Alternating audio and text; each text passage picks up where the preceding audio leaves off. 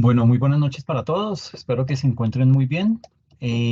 Hoy vamos a continuar con la temática que veníamos desarrollando de la sesión anterior, en donde pues estábamos abordando toda la temática que pues está involucrada o que está inmersa dentro de lo que todo ese componente de los impuestos departamentales. En ese orden de ideas, hoy vamos a hablar acerca de un componente que resulta ser bien importante y que se denomina los recursos de capital, ¿ok? Eh, Frente al tema de los recursos de capital, digamos que hay que tener bien presente que los recursos que recibe un departamento, que recibe eh, una nación, perdón, un departamento o un municipio, pues digamos que se divide en tres. Los recursos propios que fueron los que vimos la sesión pasada, y hoy, pues vamos a hablar acerca de los recursos de capital para luego abordar lo que son las transferencias de la nación, monto de las transferencias de la nación, que pues digamos que terminan siendo bien importantes porque pues de ahí es que proviene todo el recurso que le transfiere la nación a los departamentos y a los municipios. Entonces, básicamente, digamos que aquí está andando de la diapositiva.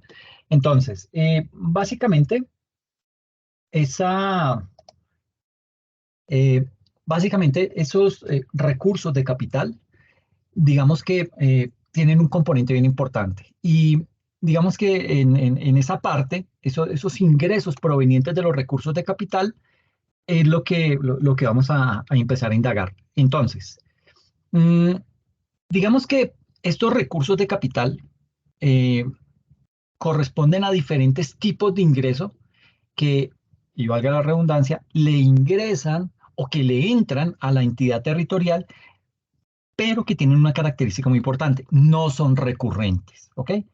Esa característica de no recurrencia es lo que hace que la administración deba tener en cuenta ese factor que no es recurrente para poder estructurar su presupuesto y la utilización de esos recursos, porque vuelvo y digo, no son recurrentes, no son constantes, no los, digamos que no puede contar con ellos tal como se cuentan con las transferencias de la nación, ¿ok?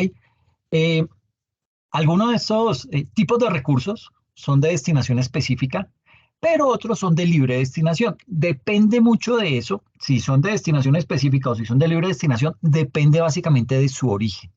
Y esos recursos de capital se clasifican de la siguiente manera. Tenemos inicialmente unos recursos del balance.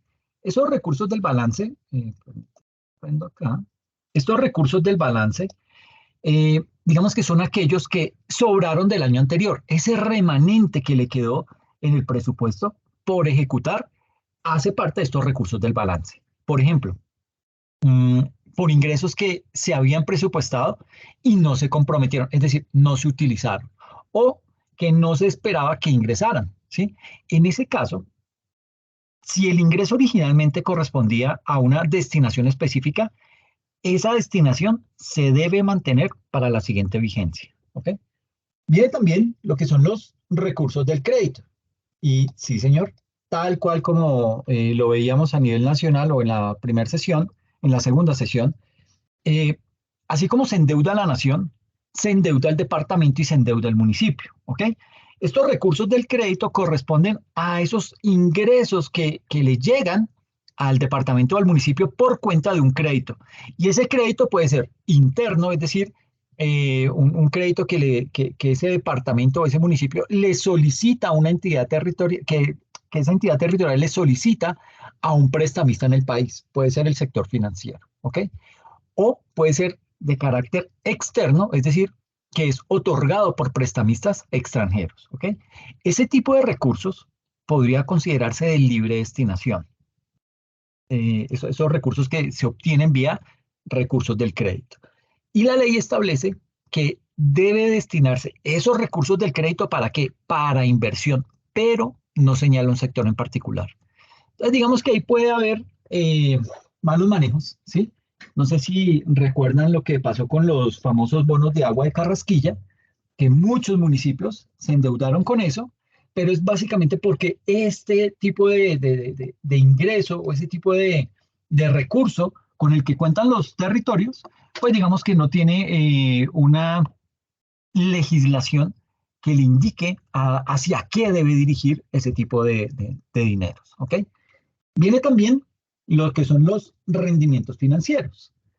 Esos rendimientos financieros son los que el municipio obtiene por la inversión de recursos en qué? En el mercado de capitales o que también recibe por títulos valores mediante diversos instrumentos como pueden ser los bonos, como pueden ser los títulos, los CDTs, entre otros. Cuando se trata de rendimientos financieros correspondientes a los recursos del Sistema General de Participación, digamos que se deben usar para los mismos sectores, ejemplo, salud o educación. Esos sectores a los que estaban destinados los recursos que les dieron origen. ¿Okay? Viene también lo que se conoce como los excedentes de empresas. Ahí digamos que esos excedentes de empresas hacen referencia a esas empresas industriales y o comerciales que son del Estado o que son de sociedades de economía mixta, es decir, en donde el Estado tiene una participación, por lo general la participación mayoritaria. Esas sociedades de economía mixta en donde tiene participación el municipio, ¿listo? Entonces, estos excedentes se clasifican como dineros de libre destinación. ¿Por qué de libre destinación? Porque el municipio puede decidir su uso dependiendo de lo que está contemplado en qué, en su estatuto orgánico de presupuesto. Luego viene lo que es los ingresos fruto de la venta de activos. Estos son ingresos que se generan por venta de activos pertenecientes al municipio, como que pueden vender maquinaria, pueden vender terrenos, ¿sí? Entre otros. En general, este tipo de recursos son de libre destinación, pero existe una restricción según la cual el 15% de los ingresos por la venta de acciones o de activos de esas entidades territoriales, ese 15% se debe destinar ¿a qué? Al pago de pasivos pensionales que están a cargo de esas entidades territoriales. El otro rubro es la cofinanciación nacional o departamental. Eh, digamos que esta cofinanciación son recursos que aportan tanto las gobernaciones como el gobierno nacional en los casos en los que se desarrollan proyectos conjuntos. Y el último es una gran bolsa, se denomina otros recursos, y ahí digamos que van a parar regalías indirectas, que son las regalías correspondientes a los regímenes anteriores al actual. Recuerden que anteriormente las empresas que explotaban los recursos en algún departamento o municipio le giraban directamente esas regalías a ese municipio o a ese departamento. Luego, por allá se fue como en el 2016, 2018, el gobierno nacional, fue en el 2016, el gobierno de Santos creó una ley en donde dijo, mire, se acaba esa recocha, no me siguen mandándole directamente los recursos de esas regalías a los alcaldes y a los gobernadores. Paren eso. Eso me los mandan a mí y yo los distribuyo a nivel nacional porque eso era un foco de corrupción. Todavía sigue siendo un foco de corrupción, pero pues ya le llega más plática a otros municipios y no todas se la está robando ese gobernador o ese alcalde. ¿Ok? Entonces, aquí digamos que dentro de esos otros recursos van a parar esas regalías indirectas, que son las de antes del régimen del 2016. Van a parar acá también lo que es el fondo de subsidio de la sobretasa a la gasolina, todo lo que son las donaciones y otros recursos de capital que no se pueden clasificar en las otras subdivisiones. ¿Listo? Entonces, este es el componente de esos recursos de capital. Ahora, eh, aquí entramos a mirar eso en primera instancia, vamos a hablar acerca de lo que son los recursos del crédito por la connotación que eso tiene, ¿ok? Porque digamos que mm, es un mecanismo de endeudamiento para el territorio, ¿ok? Esos recursos del crédito, y aquí vale la pena ampliar la explicación sobre este tipo de recursos, ya que bien usados estos recursos del crédito son una manera esencial de qué? De poder financiar proyectos que resultan ser útiles para el desarrollo económico de ese municipio, de ese departamento. Entonces, esos recursos del crédito son un tipo de ingresos municipales que se obtienen a través de qué? De endeudamiento. ¿ok? Y existen varias formas por las cuales un municipio puede obtener un crédito. Eh, en primera instancia, puede tener una financiación externa. Digamos que esa financiación externa puede ser con la banca multilateral. ¿Qué es la banca multilateral? El Banco Mundial, el BID, el Banco Interamericano de Desarrollo, el Fondo Monetario Internacional, etcétera. Esa banca multilateral tiene una característica y es que si cobra intereses, los cobra muy bajo, ¿ok? En la mayoría de los casos no cobra intereses. ¿Pero qué hace? Interviene en las políticas públicas. Entonces, por ejemplo, si el Banco Mundial, suponga que somos, somos el alcalde de Chiquinquirá en Boyacá. Entonces, eh, nosotros tenemos un proyecto de mandar una vía que comunica a Chiquinquirá con Duitama, totalmente pavimentada. Entonces, la parte que me compete a mí como alcalde de Chiquinquirá me vale, qué sé yo, 1 billón de pesos. Entonces, yo no tengo esa plata, ¿sí? Entonces, yo salgo y le acudo a esta banca mundial o al BID o al Fondo Monetario y les digo, mire, señores, yo tengo un proyecto, es mandar una carretera de tal lado a tal lado. Esa carretera va a permitir que los campesinos saquen sus productos y los puedan llevar directamente a Duitama y de Duitama para Chiquinquirá.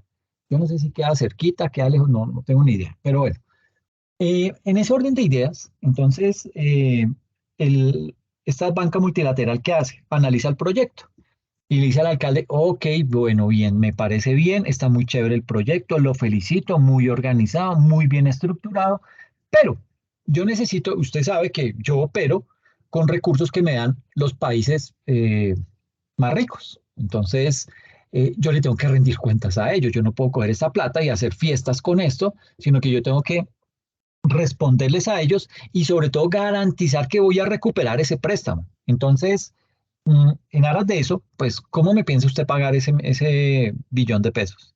Ah, no, sí, es que yo voy a traer, yo voy a cobrar otro impuesto y voy a cobrar una financiación para los que más se benefician, les voy a pedir un aporte y pues ahí nos vamos a endeudar por ahí, yo creo que por unos 20 años. Entonces, el Banco Mundial dice, es que sí, muy difícil. Pero cuénteme una cosita, señor alcalde. Eh, Allá en su municipio, ¿usted tiene algún tipo de subsidio? Claro, sí, señor, yo tengo subsidios para los servicios públicos, yo tengo subsidios educativos, tengo subsidios de vivienda. Le dice el Banco Mundial, ok, listo. Entonces, yo le presto la plata a los 15 años, a los 20 años, como usted me dice, no hay problema. Pero yo necesito que usted, porque yo estoy viendo aquí sus cuentas y no me cuadra para que me pague ese dinero que le voy a prestar en 20 años. No me lo va a poder pagar. Entonces, para yo garantizar que usted me va a pagar eso, necesito que, primero, quite todos esos subsidios. Segundo, cree más impuestos. ¿Sí? Tercero, desarrolle más proyectos que le generen ingresos y de esa manera yo le puedo soltar la plata y ahí sí usted puede desarrollar ese proyecto, pero antes no. Entonces, digamos que si bien es cierto, es un crédito muy barato, eh, necesitamos la injerencia de esa banca multilateral en las decisiones que tome ese gobernante en ese momento. Entonces, pues digamos que eso no les gusta mucho y son medidas por lo general antipopulistas. Entonces, en ese orden de ideas, pues a nadie le gusta que usted tiene un subsidio que de la noche a la mañana se lo quiten, porque es que ahora van a construir una carretera y el Banco Mundial le exigió eso al alcalde. Entonces, eso es difícil de sostener. Puede también, digamos que esa financiación externa, bueno, entonces aquí la financiación externa puede ser a través del Banco Mundial, suponga que eso es una M, una B y una M, a través del BID, Banco Interamericano de Desarrollo, o el Fondo Monetario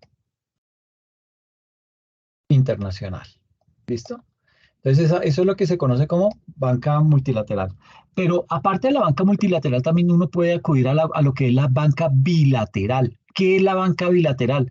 Son unos recursos provenientes del gobierno de otro país. Yo puedo ir a otro país, digamos que voy a Perú, digo, oiga, hermano, yo tengo un proyecto, yo quiero hacer esto, quiero hacer lo otro. Me dice, sí, claro, yo le presto la plata, pero le cobro intereses. Ok, ¿cuánto me cobra? No, tanto. Uy, no, hermano, no, me quedó muy caro, no sé qué, no le puedo pagar. O si no, tiene que acudir a la banca privada. ¿Ok? La banca, por lo general acuden a la banca privada internacional. La banca privada nacional casi que, eh, digamos que le pone mucho pero a, específicamente a estos municipios, sobre todo si son muy pequeños. Entonces como que dicen, no, pero yo no le puedo prestar toda esa plata porque es que usted me va a quedar mal, etcétera, etcétera. Entonces por lo general tienen que salir a otro país a buscar a través de la banca privada esos recursos. Y por último, puede ya, digamos que sería la última alternativa, emitir bonos de ese municipio, bonos de ese departamento. Básicamente un bono es como un pagaré. Es un documento que es emitido por ese municipio en el cual se compromete ese municipio a pagar una suma de dinero en una fecha futura. Por lo general, son bonos que se emiten a 7 y 10 años. ¿Ok? Entonces, pues digamos que no es la más chévere de las ideas, ¿sí? ¿Por qué? Porque aparte de que son a muy largo plazo, pagan una tasa de interés muy bajita. Entonces, pues como que no es tan chévere acudir a esos bonos, ¿ok? Entonces, eso es lo que se hace a través de la financiación externa. Pero también puedo tener lo que se conoce como la famosa financiación interna, ¿ok? Esa financiación interna se puede adquirir con entidades de fomento del gobierno, del gobierno nacional. Por ejemplo, ¿cuál entidad de fomento puede haber? Voy a escribirla acá. Por ejemplo, Findeter.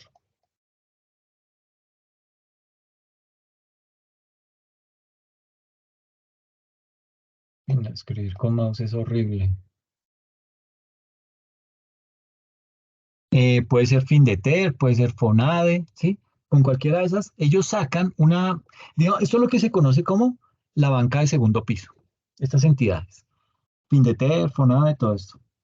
Esas entidades, Bancoldex, esas entidades que hacen, sacan una gran cantidad de recursos, pero tienen una destinación específica. Entonces, por ejemplo, FONADE es el Fondo Nacional de Desarrollo. Entonces, si usted tiene una vía que quiere mandar, pues usted acude a FONADE.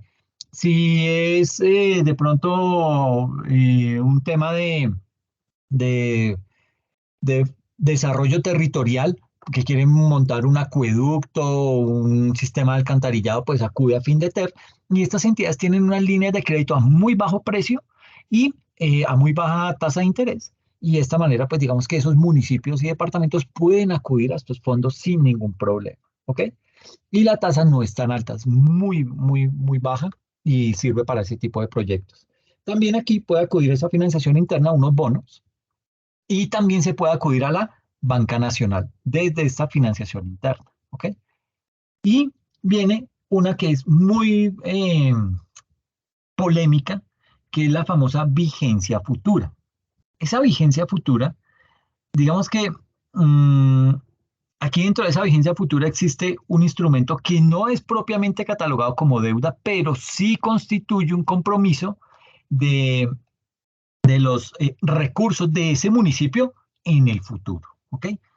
Que pues obviamente es lo que se conoce como las vigencias futuras. Es decir, no es un endeudamiento con una entidad financiera o con una entidad diferente al municipio, pero sí es un pago que se compromete a realizar ese municipio y para el que habrá que utilizar recursos futuros, que es más o menos lo que está pasando acá en Bogotá con el metro.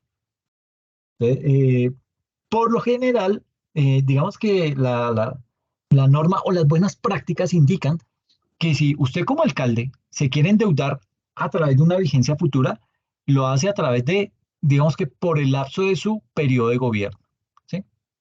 Porque pues no es bueno dejarle una deuda a otro gobierno y si no así se la pasarían esos municipios súper endeudadísimos porque se ponen a hacer solo vigencias futuras y de ahí no lo saca nadie. Entonces, ¿qué pasa en Bogotá? En Bogotá se hace esa vigencia futura con el ánimo de poder empezar a financiar o obtener recursos para el metro. Entonces tiene una destinación específica y se endeuda por ese lapso de tiempo. ¿Qué pasa con Bogotá puntualmente? Que ese proyecto del metro dura más de los 4 años de Claudia López Y entonces se proyecta esa vigencia futura a más años. Pero ahí ya interviene el gobierno y dice, ok, yo respaldo la deuda, si el municipio queda mal, si la ciudad queda mal, entonces yo entro y pago. Entonces no hay ningún problema, los contratistas pueden seguir desarrollando el proyecto y sin ningún inconveniente. ¿Ok? Sucede que con la ley 819 del año 2013, eh, la autorización es otorgada por el Consejo Municipal previa autorización del Consejo Municipal de Política Fiscal, el famoso CONFIS. Eh, en principio, las vigencias futuras no pueden exceder la duración de la administración municipal, no puede pasar de esos 4 años. Si le quedan 2 años, no puede pasar de esos 2 años. ¿Sí? Ahora, si el proyecto en el cual se va a utilizar vigencias futuras es declarado de importancia estratégica para el gobierno nacional, digamos que esas vigencias futuras podrían abarcar otras administraciones. ¿Ok? Digamos que esto de las vigencias futuras es un instrumento comúnmente utilizado por los municipios ¿para qué? Para poder financiar proyectos de mediano y de largo plazo sin tener que aumentar su endeudamiento. Por ejemplo, lo que les decía, todo el componente del metro de Bogotá, eso se va a hacer con vigencias futuras, imagínense hasta cuándo, hasta el año 2041. Pero esas vigencias futuras fueron aprobadas ¿por quién? Por el Consejo de Bogotá, que fungía como consejo en el año 2018. ¿Ok? Eh, listo. Digamos que hay otro componente bien importante del que nos toca hablar y es todo lo que es los ingresos que provienen de las regalías. ¿Ok? Esos ingresos por regalías, digamos que son dineros que recibe el Estado como compensación por la explotación de los recursos naturales no renovables.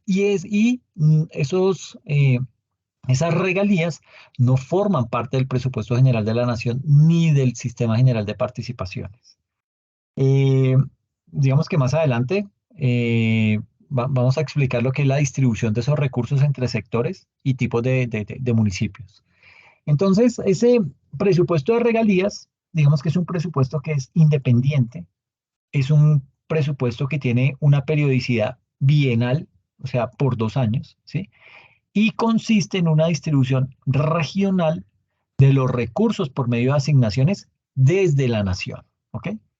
Entonces, los recursos se manejan por medio de los siguientes fondos. El primero de ellos es Fondo de Desarrollo Regional, el FDR, que reciben ellos todos esos recursos provenientes de las regalías y se los dan a los municipios que, que, pues, digamos que se benefician directamente de ese tipo de aportes. Está el Fondo de Compensación Regional, el FCR, el Fondo de Ciencia, Tecnología e Innovación, FECETEL, el Fondo de Ahorro Pensional Territorial, el FONPET, y el Fondo de Ahorro y Estabilización, el FARE. Digamos que para estos recursos que provienen de estas regalías, se destinan a la financiación de qué? De proyectos que están presentados y aprobados ante los órganos colegiados de administración y decisión, los famosos OCAT. ¿Ok? Sin una distribución netamente municipal se hace eso.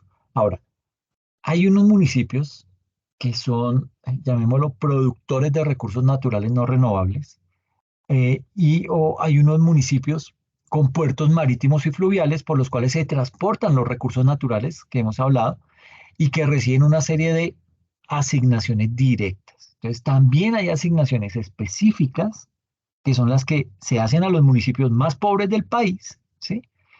Así como los recursos de regalías se podrían asimilar a un uso específico, dado que su utilización depende de qué? Depende de esos proyectos de inversión que se presenten por parte de los respectivos municipios y están determinados por los sectores en los que están representados esos fondos. ¿Ok?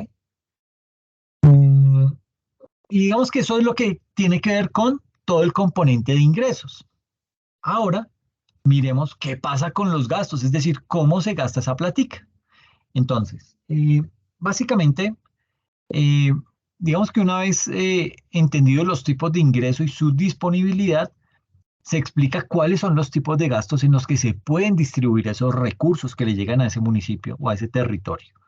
En general, se pueden identificar los siguientes tipos de gastos. Tenemos unos gastos de inversión que básicamente absorben un 75% de ese presupuesto. Tenemos unos gastos de funcionamiento que absorben un 23% y un pago al servicio de la deuda, que me quedó ahí mal escrito, perdón, por un 2%. ¿Ok? Así se distribuyen esos recursos municipales.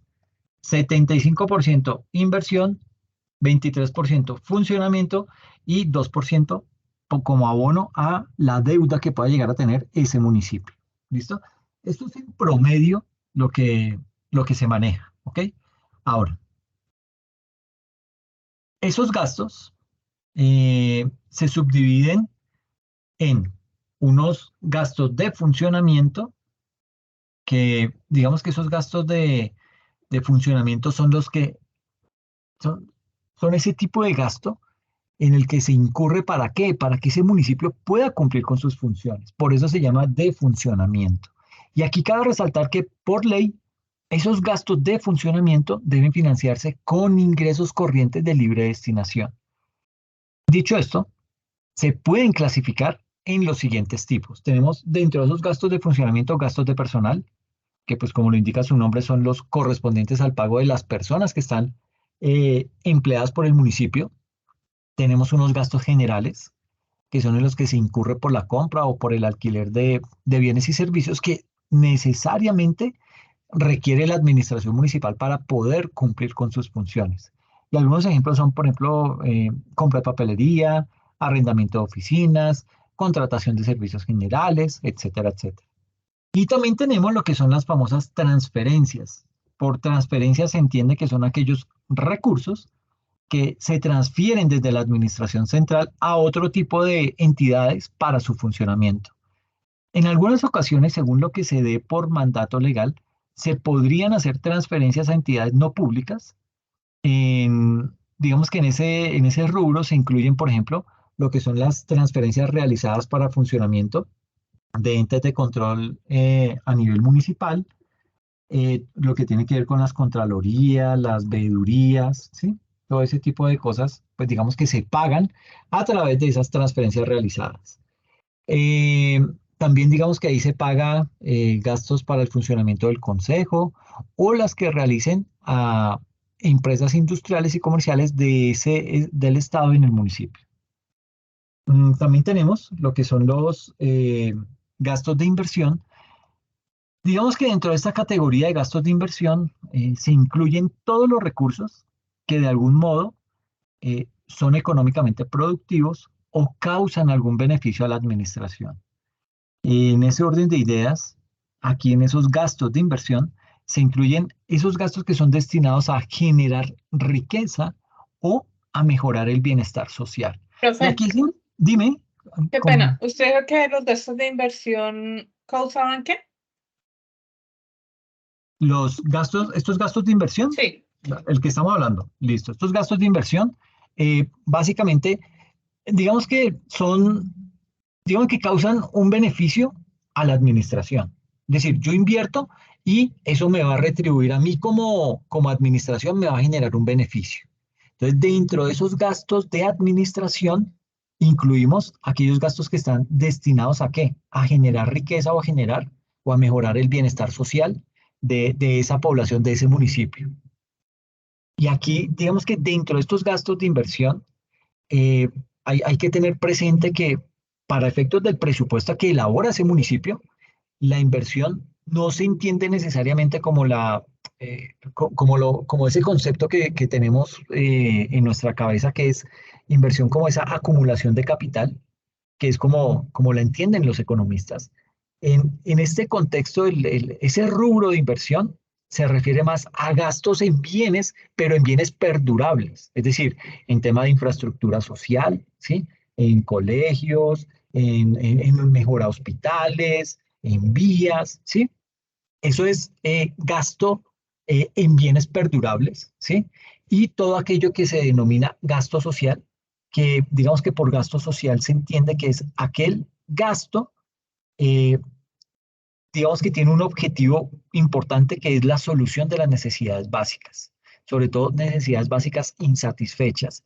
Puede ser que no tienen como lo que pasa en la Guajira, que tienen, que digamos, no hay agua, y no hay agua básicamente porque no tienen en dónde almacenar la poca que les llega para poderla administrar de una mejor manera. Entonces, puede que algún alcalde de algún municipio de La Guajira diga, bueno, yo necesito recursos y voy a utilizar esos gastos de inversión en construir una represa o un acueducto que me permita surtir de agua a las poblaciones que viven en mi municipio. ¿Ok? Eso digamos que ese gasto de inversión va orientado a cubrir esas necesidades básicas y también se encarga de cubrir aquellas necesidades que tienden al bienestar general y al mejoramiento de la calidad de vida de la población. ¿Ok? Entonces, de pronto el alumbrado público, ¿sí? Ese tipo de obras que le benefician directa o indirectamente a la población. Ahora, no tiene que ser a toda la población, porque sería digamos que son obras muy grandes, y si el municipio es bastante grande, pues va a ser muy difícil llevar ese beneficio a toda la población, pero si digamos que se detectan, y ahí es en donde en donde entran a jugar las famosas políticas públicas. Una política pública, ¿qué hace? Básicamente identifica una necesidad de un grupo poblacional puntual, ¿ok? Entonces, por ejemplo, vamos a crear un programa para la población LGBTI de Roldanillo. Entonces uno dice, ok, ¿cuánta población? Entonces hay que empezar a estructurar el proyecto, porque es que a nadie le van a dar plata si no tiene eso estructurado, lo tiene con plazos, con tiempo, con un cronograma, con una destinación específica, etcétera, etcétera. Entonces se arma el proyecto de política pública para la población LGBTIQ+, y todas las letras que salgan, y ahí comienzan a decir, pues listo, la población que tenemos identificada es tal población. Hay tantos, digamos que hay 2.000 habitantes que están plenamente identificados y censados como población LGBTIQ+. A estas personas, ¿qué le vamos a hacer? Vamos a crear bueno, digamos que es que ahí hay una problemática muy grande, y es que estas personas son rechazadas, son marginadas, y entonces ahí es donde el Estado, en este caso el municipio, tiene que entrar y decir, listo, yo a ustedes los voy a ayudar, y los voy a ayudar de la siguiente manera. Vamos a crear programas de capacitación. Ok, listo. Entonces, vamos a hacer un programa conjunto con el SENA. Ya el SENA, que es una entidad nacional, dice, ok, yo tengo sede en Roldanillo, entonces vamos a capacitar en tales, tales y tales programas a la población LGBTIQ+, y les vamos a dar herramientas para que se puedan defender. Entonces, qué sé yo, de pronto les enseñan temas de cuidado de salud y belleza, tema de manejo de máquinas de spa, ese tipo de cosas. Por ejemplo, como lo estoy imaginando, no está nada escrito ni mucho menos, pero se empieza a estructurar de esa manera el proyecto. Entonces yo ya tengo una población a la que voy a beneficiar. Le tengo ya un proyecto de educación para empezar a darle herramientas para que se puedan defender. Pero aparte, puedo crear un incentivo tributario en mi ciudad, en mi municipio, y decir, mira, acá en Roldanillo, para esas 2.000 personas, entonces, a las empresas o al sector comercial que se dedique que me contrate más de 5 personas en su empresa que pertenecen a esta población LGBTIQ+, le voy a hacer un descuento en, qué sé yo, en los aportes parafiscales de ellos. O sea, para ellos no hay que pagar aportes parafiscales. Y además le hago una deducción en su declaración de renta. ¿Sí? Entonces ya estoy articulando educación por un lado, estoy articulando beneficios tributarios para generar empleo específicamente para esa población, y adicional a eso puedo generar unos programas de salud en donde creo, por ejemplo, temas de salud sexual, temas de,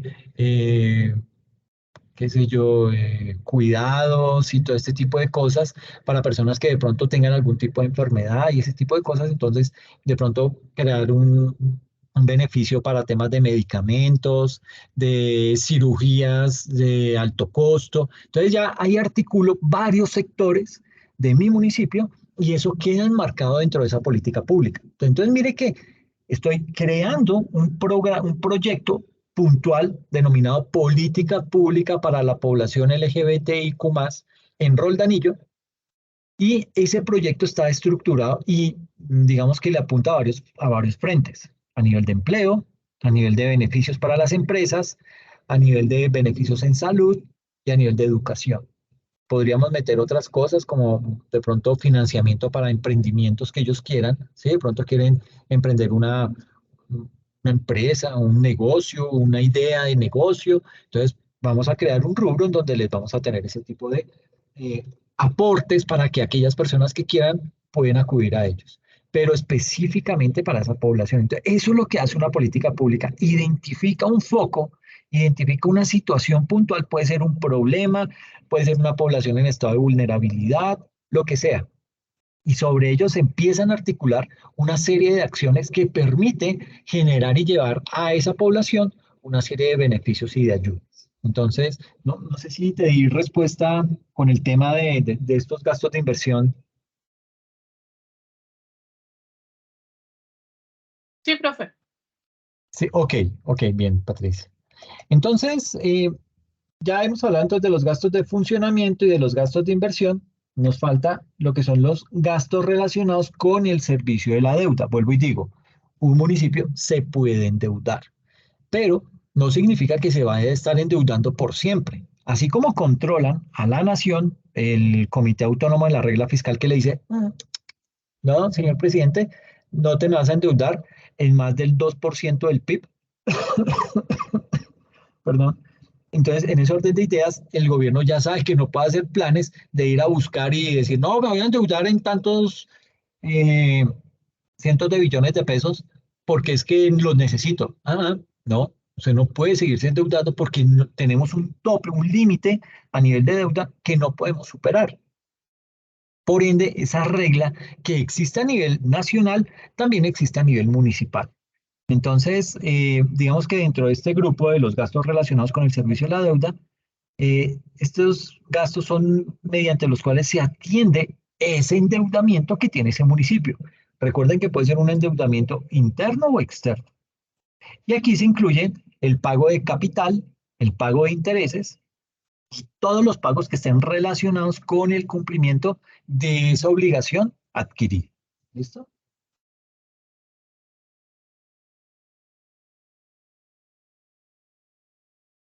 Entonces, ¿en qué sectores se distribuyen los recursos municipales? Y en primera instancia, tenemos que un 2% que en promedio, estas son cifras a nivel nacional, un 2% que equivale más o menos a 1,8 billones se destina para el servicio de la deuda. Eh, un 3% se destina, 3% que equivale más o menos a 2,5 billones de pesos, se destina para todo el pago de pensiones a través de el FOMPET. El 8%, digamos que corresponde a gastos generales de funcionamiento, que oscila en los 6,3 billones de pesos. Luego el 13% equivale a gastos de infraestructura y vivienda, que más o menos llegan al orden de los 10,6 billones de pesos. Vuelvo y digo, solo estoy hablando a nivel nacional. No es que a un municipio le vayamos a repartir 1,8 más 2,5, allá van 4,3, más 6,3, entonces ya van 10,6, más 10,6 da 21,2 billones. Esto ya es mucha plata para un municipio. Esto es a nivel nacional. El 14%, que son gastos generales de personal, más o menos que equivalen a 10,8 billones, se destinan para ese rubro puntual. El 15%, que equivale a 12,1 billones de pesos, se destina para otros gastos sociales. El 18%, que equivale a unos 14,7 billones de pesos, se destinan puntualmente a educación. Y adivinen los 27%, que es la cifra más grande, ¿a qué se destina?